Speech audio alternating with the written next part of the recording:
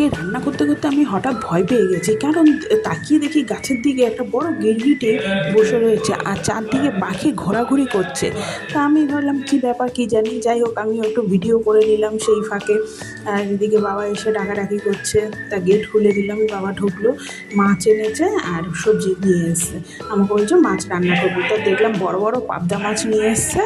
আর এদিকে দুটো কুঁদরি, সেই আমাদের বাড়িতে টিয়া পাখি আছে তার জন্য নিয়ে এসছে।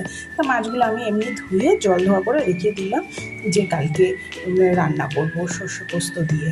তা দারুণ হয় টেস্ট খেতে। তা সবজি এনেছিলো সেগুলো রেখে দিয়েছে। আর আমার জন্য বাবা একটু আনারস নিয়ে এসছে একটা গোটা।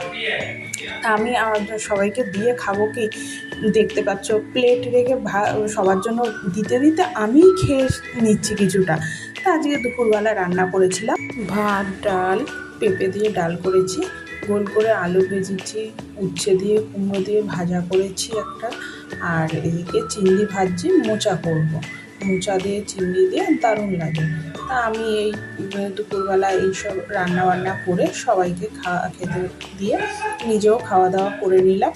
আর যখন আমি ভিডিওটা ওভার ভয়েস দিই, একটু সাইডে নয়েজ মানে আওয়াজ আসে, আমার ছেলে গেম খেলে, ওই গেমে খেলার ইয়েতে ও চিৎকার চেঁচামেচি করে। তাই তোমরা কিছু মনে করো না। আমার ভিডিও যদি ভালো লাগে লাইক, কমেন্টস, শেয়ার